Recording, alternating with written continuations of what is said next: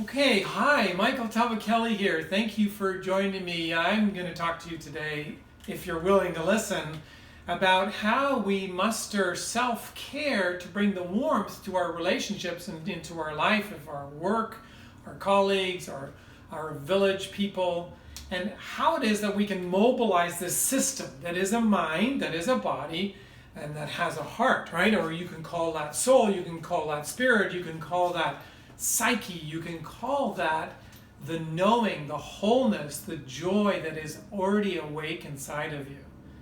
In India, they call that Satchitananda, existence consciousness, which is a bliss consciousness, which is accessible when you line up the body, mind, soul, blessed trifecta system. It's a trifecta system.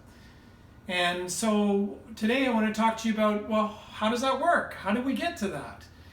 You know, in the other newsletters we've been talking about, you know, if we only go half-heartedly into our relationship or towards Freedom Mountain or into our work, it doesn't get us to majesty, right? Wholeheartedness really allows us to step into our freedom and our joy and our meaning and our fulfillment now, right?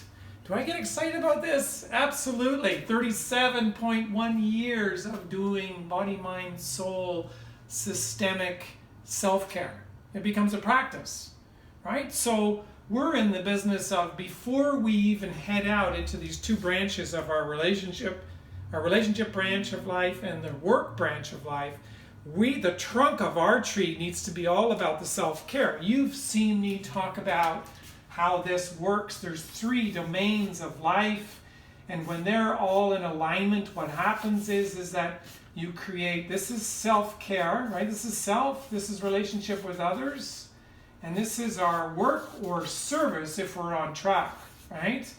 And what we're doing is talking about how to mobilize this energy so it ripples out into our village, right? Because we have village all around us.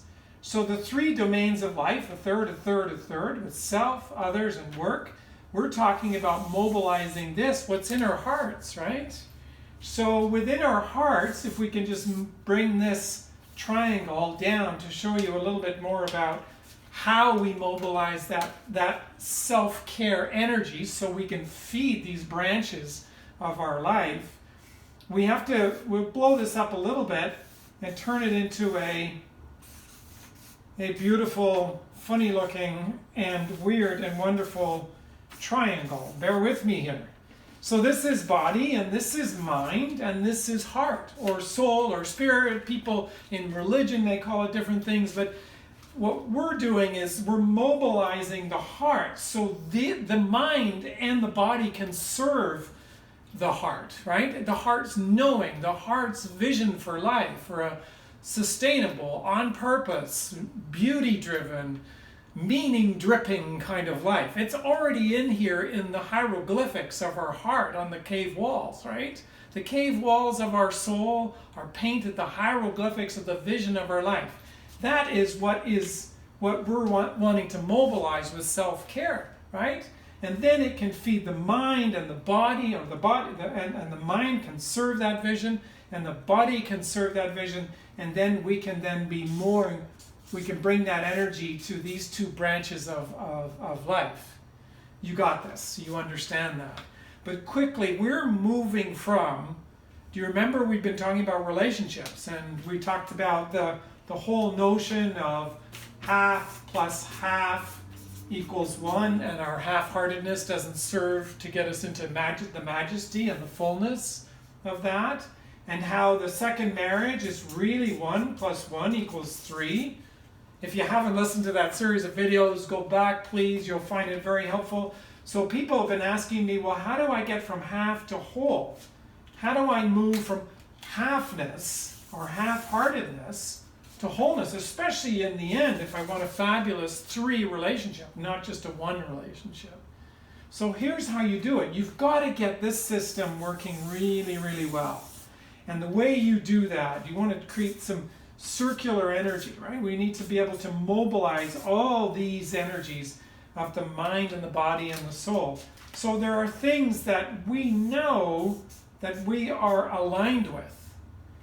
We have a heart, we're going to talk some more about this in this series, but we have a heart that's aimed, it's destined, it's purposeful, it's got a meaningful life in its cave walls that it needs to serve. So we need to get clear about that vision, right? Of what that is. So we can then mobilize the body and do the various activities in the body and the mind. Let's put the mind over here. We can get the mind focused on that vision and the body actually doing the heavy lifting to get us to that vision. Right? Does that make sense? Of course that makes sense, right? It's not the other way around. With the heart and the body have to serve the mind. Not the way I was taught anyway. This mind needs to serve the deeper knowing, the dream that we know we need to get legs on in this lifetime, the life that we were meant to be living. And then the body needs to get in really good shape by doing we need to get to the gym, right? And the mind needs to be focused on this, right? Now there are other things that we're going to talk about in this series that the mind and the body and the heart need to do every day, on a Monday, on a Tuesday, on a Wednesday, on a Thursday, on a Friday, on a Saturday, Sunday. There are things that we need to put into the calendar that allow you to really start thriving. We need to get to the gym of the body. We know that. We need cardio. We need the mind to be focused on getting us to the gym and also serving this larger vision for our life, right? So, but we also need to go to the heart gym every day through meditation and yoga. And the mind then just really needs to learn how to focus. You need to be able to tackle things and get to the bottom of things and deliver when you need to deliver. Do you remember I told you the story last time about how Kaylee and I got from half to one, how we created, well, I bumped into Kaylee, I was a half person. This is a true story. This was 20 odd years ago, and I realized if I really wanted to have that oneness in my life that she was representing, I really needed to sit down and get this myself in order. So I cut off all dating and all, because I was just dating the same people with a different color skirt on or a different blouse or a different color lipstick. It just, the same story showed up because it was being reflected, a reflection of who I am on the inside here. So when I really went to bat for 9 months, I stopped dating and just focused on doing this work and really developing this practice, the self-care practice.